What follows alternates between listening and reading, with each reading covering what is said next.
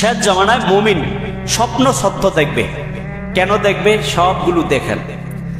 নবীজি সাল্লাল্লাহু আলাইহি সাল্লামের স্বপ্ন সম্পর্কে কিছু খবর দিয়েছেন, যেগুলো কিয়ামতের আলামতের সাথে সম্পর্কিত। সত্য স্বপ্ন নবুয়তের 46 ভাগ, অন্য বর্ণনা আছে 45 ভাগের 1 ভাগ।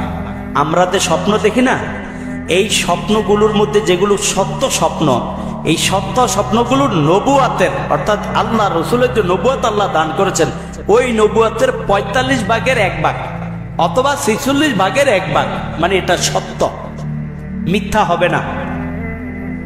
হাদিসের মধ্যে আছে মুসনাদ আহমদের 25,846 নম্বর হাদিস, আম্মাদের আয়েশা সিদ্দিকা রাদিয়াল্লাহু তাআলা আনহা বলেন, লা ইয়াবকা বা'দি মিনান নবুওয়াতি শাইউন ইল্লাল মুবাশশিরাত। মুবাশশিরাত ছাড়া নবুয়তের আর কোনো কিছুই বাকি থাকবে না। মুবাশশিরাত কি জিনিস হুজুর? মুবাশশিরাত শব্দের অর্থ হচ্ছে স্বপ্ন। কোন স্বপ্ন? সত্য স্বপ্ন। কারণ এখন তো আর ওহী আসবে না, এখন আপনি ভালো মন্দ কিভাবে বুঝবেন? এমন একটা সময় আসবে, এত আলেম ওলামা পাবেন না, ভালো মন্দ বুঝানোর বা ভালো কাউর কাছ থেকে আপনি জানবেন, ওই রকম লোকও পাবেন না। তখন আপনি একজন মুমিন কেমনে চলবেন? তা আপনাকে আল্লাহ তাআলা সত্য স্বপ্নগুলো দেখায়া দিবে। একটা কাজ করবেন, ওই কাজটা কি ভালো হবে কিনা এটা স্বপ্নের মাধ্যমে আল্লাহ দেখায়া দিবে। ওই স্বপ্নের মাধ্যমে দেখে দেখে এরপর আপনি কাজ করবেন। এমন একটা সময় আসবে শেষ জামানায়। এই জন্য বলছে ইল্লাল মুবাশশিরাত। মুবাশশিরাত অর্থাৎ সত্য স্বপ্ন ছাড়া আর কোন নবুয়তের কিছুই বাকি থাকবে না, কোরআনও থাকবে না, কোনো কিছুই থাকবে না। তখন বলছে সত্য স্বপ্ন। তাহলে স্বপ্ন কয় প্রকার? স্বপ্ন হচ্ছে রুইয়া সালাসুন, স্বপ্ন হচ্ছে 3 প্রকার। বলেন স্বপ্ন কয় প্রকার? 3 প্রকার। 1 নম্বর ফাররুইয়া সালিহাতু বুশরাম মিনাল্লাহ। একটা স্বপ্ন হচ্ছে যে আল্লাহর পক্ষ থেকে সুসংবাদ।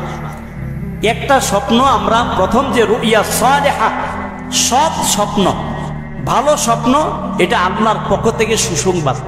2 নম্বরের স্বপ্ন ওয়াররুইয়া তাহযীনুম মিনাশ শাইতান, শয়তানের পক্ষ থেকে 2 নম্বর স্বপ্নটা দেখানো হয়। সেটা কি?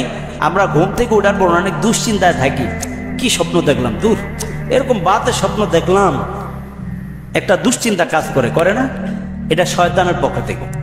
যেই স্বপ্ন দেখার পরে ঘুম থেকে উঠার পর আপনার মন খারাপ হয়ে যায়, মন ভালো লাগে না, হ্যাঁ, শরীরটা আপনার অনেকই খারাপ লাগে, তো মনে করবেন এই স্বপ্ন শয়তান দেখিয়েছে। তাহযীনুম মিনাশ শাইতান, শয়তান থেকে আমরা স্বপ্ন দেখে থাকি, সেটা হলো সমস্ত দুশ্চিন্তা পেরেশানি স্বপ্ন। 3 নম্বর ওয়াররুইয়া মিম্মা ইউহাদ্দিসুল মারউ নাফসাহু। 3 নম্বর যে স্বপ্ন, সেটা হচ্ছে আমরা মানুষ যা যা কিছু কল্পনা করি, সারাদিন বলা বলি করি, কল্পনা করি, চিন্তা করি, ওগুলো আমরা ঘুমের মধ্যে দেখি। এটা হচ্ছে 3 নম্বর স্বপ্ন। তাহলে স্বপ্ন কয় প্রকার পাইলাম? 3 প্রকার। 1 নম্বর সত্য স্বপ্ন, যেটা আল্লাহর পক্ষ থেকে সুসংবাদ।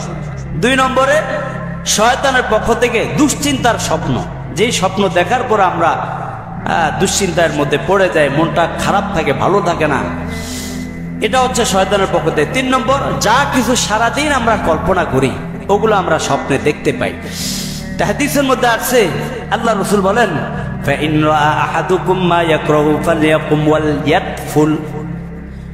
যদি তোমাদের কেউ অপছন্দনীয় কোনো স্বপ্ন দেখে, যে এই স্বপ্নটা তো আমার দেখার কথা না, এটা কি দেখতেছি, অপছন্দনীয় কোনো স্বপ্ন দেখে, ফালইয়াকুম, সে যেন ঘুম থেকে উঠে যায়, ওয়ালইয়াতফুল, বাম দিকে যেন থুতু নিক্ষেপ করে 3 বার। এভাবে 3 বার থুতু নিক্ষেপ করবেন, তাহলে ওই বাম দিক থেকে যে শয়তান আসে আপনাকে এরকম দুঃস্বপ্ন দেখাচ্ছে, খারাপ স্বপ্ন দেখাচ্ছে, ও পলায়ন করবে। এই জন্য আয়াতুল কুরসি পরে ঘুমানো, সুন্নাহ অনুযায়ী ঘুমানো, ওযু করে ঘুমান, 3 কুল পরে হাতের মধ্যে ফু দিয়ে মাথা দিয়ে পা বন্ধ মাথায় করে ঘুমান। আয়াতুল কুরসি একবার পরে ঘুমান, আয়াতুল কুরসি পরে হাতে ফু দিয়ে মাথা দিয়ে পা বন্ধ মাথায় করে ঘুমান। জিকির সুবহানাল্লাহ, আলহামদুলিল্লাহ, লা ইলাহা ইল্লাল্লাহ, এগুলো পরে পরে ঘুমান। তো আশা করা যায় আল্লাহ তাআলা আপনাকে স্বপ্ন যদি কোনো কিছু দেখেন, তো ভালো স্বপ্ন আল্লাহর পক্ষ থেকে আল্লাহ দেখায়া দিবে।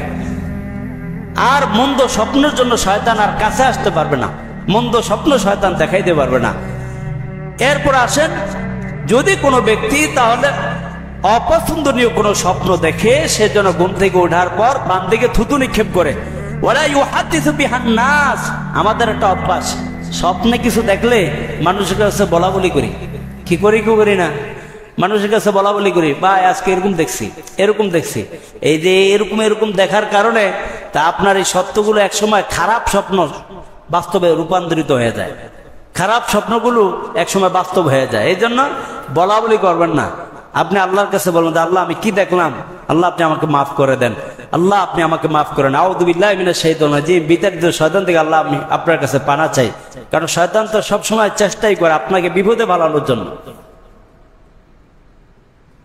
আর আল্লাহ তাআলা তো চায় বান্দাকে সবসময় কল্যাণ দেওয়ার জন্য, বিপদ থেকে উদ্ধার করার মালিক তো আল্লাহ। এই জন্য আপনার আমার উচিত স্বপ্নে কোনো মন্দ জিনিস দেখলে মানুষকে না বলা, ভালো কোনো জিনিস দেখলে সেটা ওলামায়ে কেরামের কাছে বলা, ওলামায়ে কেরাম আপনাকে বলে দিবে। অনেকে বলে হুজুর স্বপ্নে এমন দেখছি, এটার ভবিষ্যৎবাণী কি, এগুলো জানতে চাইবেন না কি, এই ব্যাপারে ওলামায়ে কেরাম থেকে জানলেও ওলামায়ে কেরাম যদি আপনাকে বলে, ইবনে সিরিন রাহিমাহুল্লাহ, ইবনে সিরিন ওনার স্বপ্নের তাবির, উনি স্বপ্নের ব্যাখ্যাকারক, আলহামদুলিল্লাহ উনি 99% যত স্বপ্নের ব্যাখ্যা করেছেন সবই 99% বাস্তব।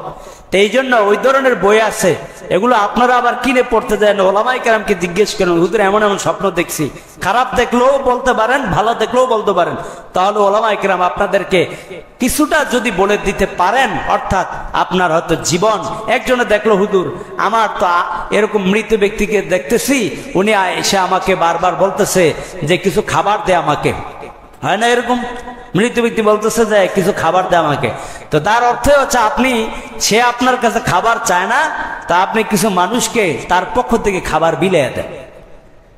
এখন একজন গিয়ে একদম খাবার রান্না বান্না করে তার কবরের পাশে দিয়েছে, লাভ হবে? সে কি খাবার খেতে পারবে? বরং আপনি এরকম দেখছেন তো আপনি কিছু গরিব মানুষকে তার পক্ষ থেকে খাবার বিলিয়ে দেন, খাওয়াইয়া দেন, তাদের রুহের একটা দোয়া ওই মৃত ব্যক্তির কবর আল্লাহ পৌঁছায়া দিবেন, তারা তার গুনাহ মাফির জন্য দোয়া করবে। তা আমরা স্বপ্ন একরকম দেখি, যেমন দেখি ওরকম কিন্তু সবকিছু করা যাবে না। তা আপনারা ভালো কোনো কিছু দেখলে ওলামায়ে কেরামের সাথে পরামর্শ করতে পারেন যে হুজুর আমি এমন এমন স্বপ্ন দেখছি যে আমি বাইতুল্লাহ হজ করতে যাইতেছি, আলহামদুলিল্লাহ আল্লাহ আপনাকে বাইতুল্লাহর জন্য কবুল করবে। এখন মন্দ একটা স্বপ্ন দেখছেন, এটা কারোর কাছে বলে বেড়াইলেন, তাহলে এটার অবশ্যই শাস্তি, মানে এটার বাস্তবতা আপনি দেখতে পাবেন। এই জন্য এটি না বলা, আল্লাহর কাছে ক্ষমা চাওয়া, ইস্তেগফার করা। তো 2 নম্বর, আপনার 72 নম্বর আমরা পাইলাম, মুমিনের স্বপ্ন সত্য হবে, অর্থাৎ কিয়ামতের পূর্বে মানুষ তো গ্রহণযোগ্য ব্যক্তি পাবে না, কার কাছে ইসলাম সম্পর্কে জিজ্ঞেস করবে? তো এই ব্যক্তিরা তখন আপনার ওই রাতের বেলা যখন ঘুমাবে, তো আল্লাহ তাআলা স্বপ্নের মাধ্যমে তার আগামীর কাজ কি হবে বা সে কোন কাজটা করলে ভালো হবে, এটা আল্লাহ তাআলা স্বপ্নের মাধ্যমে দেখায়া দিবে। তখন আর মানুষ যেহেতু গাইডলাইন নাই, কোনো মুফতি সাহেব নাই, আলেম ওলামা নাই, কার কাছ থেকে জানবো শিখবো? তো একজন মুমিন তার স্বপ্ন সত্যের মাধ্যমে সে জীবন যাপন করবে। এই হচ্ছে 72 নম্বর, কিয়ামতের আগে এটা ঘটবে। এরপরে আসেন 73 নম্বরে, মিথ্যা বেড়ে যাবে। মিথ্যা বেড়ে যাবে, এই জগৎটা তো অনেক কঠিন জগৎ। মিথ্যা বেড়ে যাওয়ার ক্ষেত্রে আমরা হাদিস, কোরআন ও হাদিসের আলোকে ব্যাপকভাবে জানবো ইনশাআল্লাহ। আল্লাহ পাক রব্বুল আলামিন আমাদের সকলকে ইসলাম অনুযায়ী পরিপূর্ণভাবে যেন জীবন যাপন করতে পারে আল্লাহ তৌফিক দান করুন, আমিন। ওয়া আখিরু